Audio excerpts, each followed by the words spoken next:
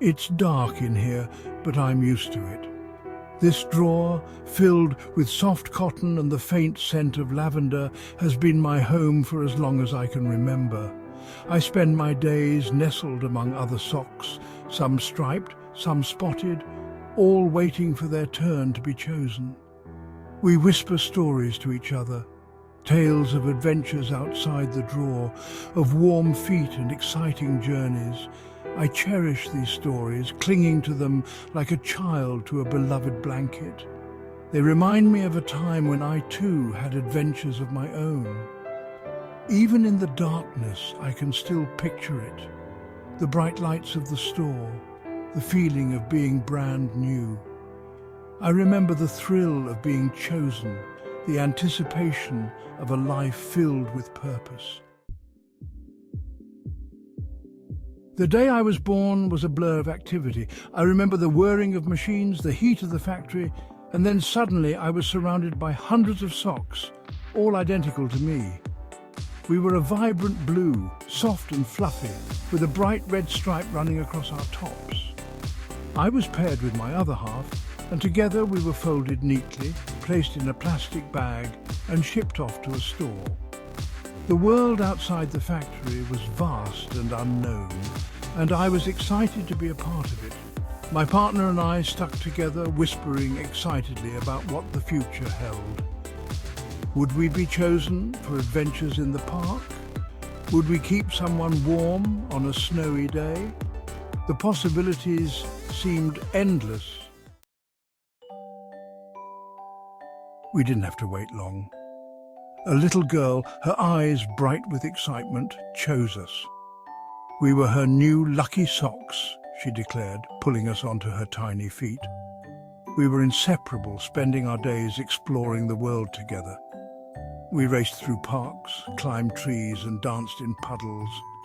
We felt the warmth of her feet as she slept soundly at night.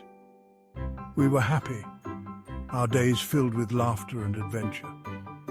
I loved the feel of the soft grass beneath me, the coolness of the tile floor on a hot day. I loved the way the little girl giggled as we swung from the monkey bars, the feeling of accomplishment when we reached the top of the climbing frame.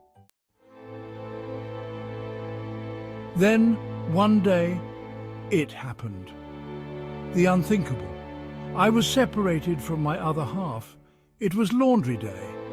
A chaotic whirlwind of soap and water.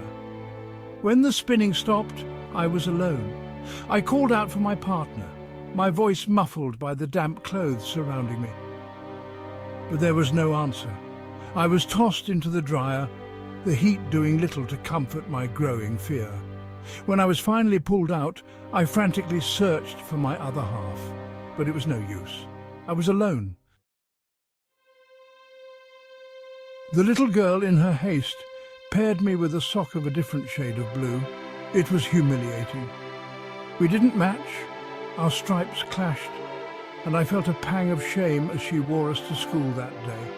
The other socks whispered and pointed. I felt like an outcast, a misfit.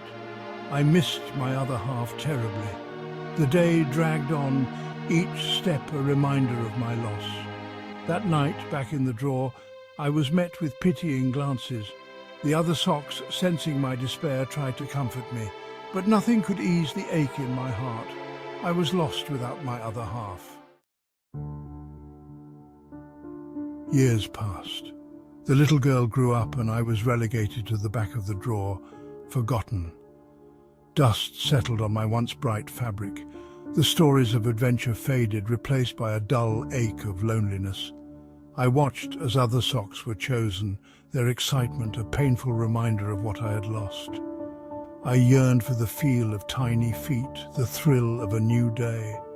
But as time went on, I began to lose hope. Would I ever feel the warmth of a foot again? Would I ever experience the joy of being part of a pair? Then one day a hand reached into the drawer. My fabric heart skipped a beat. Could this be it? Was I finally going to be chosen again? The hand picked me up, gently brushing away the dust.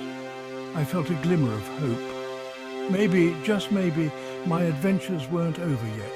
Perhaps there was still a place for a sock like me, even if it wasn't with my original other half.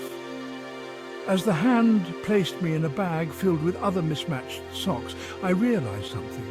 There's beauty in being different. There's purpose even in being alone. And maybe, just maybe, this is the start of a whole new adventure.